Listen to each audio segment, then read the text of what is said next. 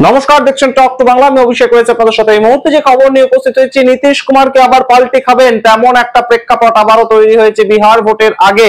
তার কারণ 10 জন কার্যকর্তা একদিনে একত্রিত ভাবে ইস্তফা দিলেন জেডিইউ দল অর্থাৎ নীতিশ কুমারের দল থেকে। তার কারণ সিট শেয়ারিং নিয়ে কিন্তু অমিত শাহের সঙ্গে বৈঠক হয়েছে নীতিশ কুমারের, সেই খবর আপনাদেরকে দিয়েছি। কিন্তু সেই সিট শেয়ারিং কখনোই পছন্দ হচ্ছে না জেডিইউ কার্যকর্তাদের। এর আগেই আপনাদেরকে জানিয়েছিলাম, যখন ওয়াকফ বিলটাকে সমর্থন করেছিল নীতিশ কুমার, একদম কেন্দ্রের যে একদম সরাসরি এনডিএ সরকারে থাকার যে সমীকরণ, সেই সূত্র ধরে নীতিশ কুমার সাপোর্ট করেছিল ওয়াকফ অ্যামেন্ডমেন্ট বিলটাকে, তখনই কিন্তু নীতিশ কুমারের দলে পর পর বিধায়করা এটা নিয়ে আপত্তি জানিয়েছিলেন এবং তখন আমরা দেখতে পেয়েছিলাম সাময়িক ইস্তফা।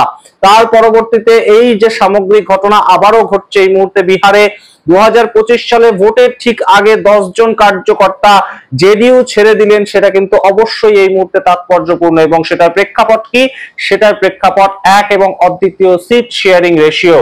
সেটা নিয়ে এখনো পর্যন্ত বিজেপি এবং জেডিইউ এক জায়গায় আসতে পারেনি। আমরা আগে শুনেছিলাম যে বিজেপি লড়বে 101 খানা সিটে এবং জেডিইউ লড়বে 102 খানা সিটে, কিন্তু তার পরবর্তীতে এখন আমরা যে প্রেক্ষাপটে দাঁড়িয়ে আছি সেখানে কিন্তু একদম জেপি নাড্ডা তিনি বিহারে এলেন, মুখ্যমন্ত্রী নীতিশ কুমার দেখাই করলেন না জেপি নাড্ডার সঙ্গে। এমন অবস্থা হলো জেপি নাড্ডার যে বিজেপির কার্যালয়ে মিটিং করার কথা ছিল সেখানে গিয়ে রীতিমতন তাণ্ডব নৃত্য চালালেন জেডিইউ সমর্থকরা এবং সরাসরি জেপি নাড্ডাকে অন্য কার্যালয়ে গিয়ে বিজেপির অফিসে গিয়ে তাকে মিটিং করতে হলো। অন্যদিকে ছবিটা কি? এই মুহূর্তে অমিত শাহ তিনি এলেন, তিনি বিহারে একদম সরাসরি নীতিশ কুমারের বাড়ি, মুখ্যমন্ত্রীর যে আবাস, সেখানে গিয়ে বৈঠক করবেন সেটা ঘটলো না।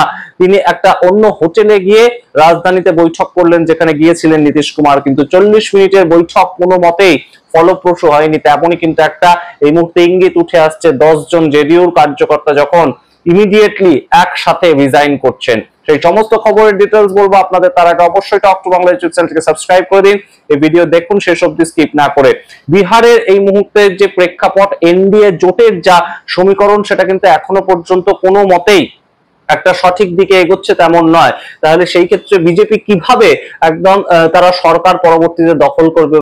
এই মুহূর্তে বিজেপির যা অবস্থা, এনডিএ জোটের যা অবস্থা বিহারের প্রেক্ষিতে, সেটা কিন্তু কখনোই ভালো নয় এবং বিজেপিকে সমর্থন করছে এনডিএ 12 জন সাংসদ দিয়ে লোকসভায়। সেটা কিন্তু সবচেয়ে গুরুত্বপূর্ণ একটা ফ্যাক্টর, যাতে নীতিশ কুমারকে ঠান্ডা রাখা যায়, সেটাই কিন্তু এই মুহূর্তে সবচেয়ে বড় একটা চ্যালেঞ্জ বিজেপির কাছে। অন্যদিকে চিরাগ পাসওয়ানের পার্টিকে বিজেপি কিন্তু ভেবেছিল 20টা সিট দিয়ে শান্ত রাখবে। চিরাগ পাসওয়ান তাতে সন্তুষ্ট নন। চিরাগ পাসওয়ানের জামাইবাবু তিনি একদম সরাসরি দাবি করেছেন যে 40টা মিনিমাম সিট দিতে হবে, 40 থেকে 100টা সিট তারা লড়তে চায়। তা না হলে, মিনিমাম 40টা সিট না হলে তারা তাদের মতন আলাদা রাস্তা দেখে নেবে এবং তার সঙ্গে মুখ্যমন্ত্রী পদপ্রার্থী হিসেবে বিহারের মানুষ নাকি চিরাগ পাসওয়ানকে চাইছে, এমন কথা বলেছেন চিরাগ পাসওয়ানের জামাইবাবু এবং এই 5 জন সাংসদের একজন সাংসদ এবং তার সঙ্গে জিতেন রাম মাঝি, যার একজন মাত্র সাংসদ, তিনি নিজেই একমাত্র সাংসদ। সেই জিতেন রাম মাঝি পর্যন্ত 15টা মিনিমাম সিটের দাবি করেছেন। তা না হলে তিনি বলছেন আমরা এনডিএ ছেড়ে এসে ডু অর ডাই সিচুয়েশন তৈরি হবে এবং আমরা 100টা সিটে লড়াই করব। সুতরাং জিতেন রাম মাঝি, চিরাগ পাসওয়ান তারা যখন বিজেপির উপর চাপ সৃষ্টি করতে চাইছে, তখন প্রেক্ষাপটটা এই মুহূর্তে জেডিইউ কিন্তু সম্পূর্ণ নিজেদের হাতে রাশটা রাখতে চাইছিল। তার কারণ আমরা এর আগেই দেখেছিলাম, এর আগে বক্সারে সরাসরি কিন্তু জেডিইউর যে প্রার্থী, এর আগে যিনি বিধায়ক ছিলেন, তার নাম ঘোষণা করে দিলেন নীতিশ কুমার। যখন একদম বিজেপি এবং জেডিইউর মধ্যে তখনও পর্যন্ত কোনো সিট শেয়ারিং নিয়ে ফিক্স যে কিছু হয়েছে তেমন কোনো খবরও নেই বাজারে, সেই জায়গা থেকেই জেডিইউর একদম মুখ্যমন্ত্রী হিসাবে নীতিশ কুমার একটা বক্তব্য রাখলেন যে আপনারা এই প্রার্থী যদি আমরা দিই তাহলে আপনারা সমর্থন করবেন তো, ব্যাস ইনি হচ্ছেন আপনাদের প্রার্থী। এইভাবে তিনি যখন ঘোষণা করছেন তখন মঞ্চে কে বসে আছেন? বিহারের উপমুখ্যমন্ত্রী কে? বিজেপির তরফ থেকে সম্রাট চৌধুরী। সুতরাং এই যে বিষয়গুলো, সেগুলো কিন্তু কখনোই সমীচীন নয় একটা জোট সরকার চালানোর ক্ষেত্রে। তাদের আভ্যন্তরীণ বিষয়ে যে তালমিল নেই সেটা বাইরে বেরিয়ে আসছে।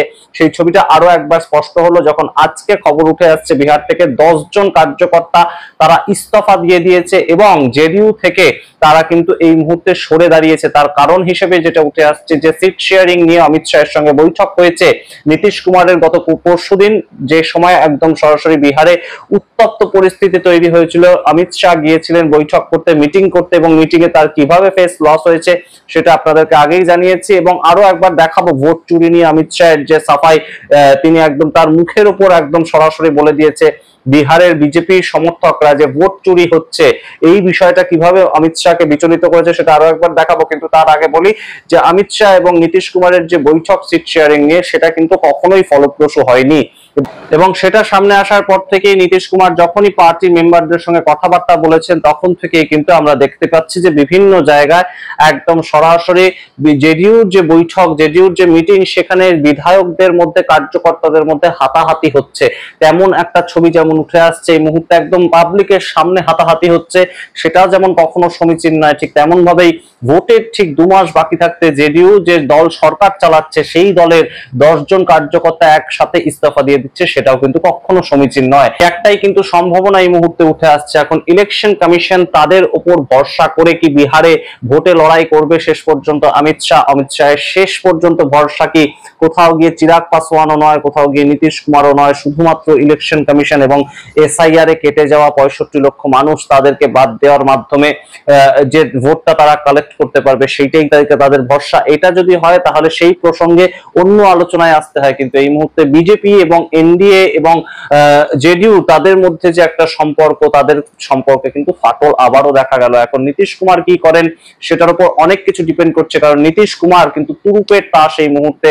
নীতিশ কুমার নিজেও জানেন যে তার 12 জন সাংসদ ছাড়া কিন্তু মোদী সরকার অচল হয়ে পড়বে। তার কারণ 240-এর পর থেকে 1 বছরের বেশি সময় কেটে গিয়েছে, অষ্টাদশ লোকসভা নির্বাচনের পর থেকে প্রায় 15 মাস সময় কেটে গেলেও নীতিশ কুমারকে ছাড়া কিংবা চন্দ্রবাবু নাইডুকে ছাড়া মোদী সরকার কিন্তু চলতে এখনো অপারগ। তার কারণ সারা দেশ থেকে একজনও এমপি তারা কোথাও থেকে জিতিয়ে আনতে পারেননি। সুতরাং সেই প্রেক্ষাপটে দাঁড়িয়ে কিন্তু নীতিশ কুমারের 12 জন এমপি সেটা ধরে রাখতে যেমন সচেষ্ট হবে বিজেপি, সেটা যেমন রাজনৈতিক পর্যবেক্ষকরা মনে করছেন, ঠিক অন্যদিকে এই নীতিশ কুমার অবশ্যই তাদের ইচ্ছে মতন বিভিন্ন জায়গার সিট সেটা অবশ্যই শেষ পর্যন্ত হাতিয়ে নেওয়ার চেষ্টা করবে। তা না হলে নীতিশ কুমারের পাল্টি খাওয়ার কিন্তু বিভিন্ন সময়ে বিভিন্ন নিদর্শন আছে। 2017 সাল, 2023 সাল, সেগুলো আমাদের মনে রয়েছে।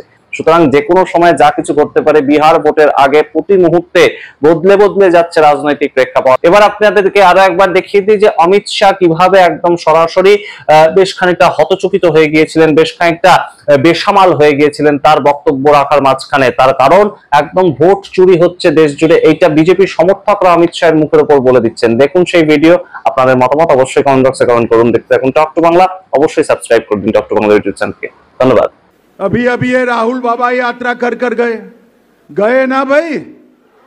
यात्रा का विषय क्या था उनका बताओ तो जरा। अरे यार, वोट चोरी नहीं था, मैं बाद में बताता हूं क्या था।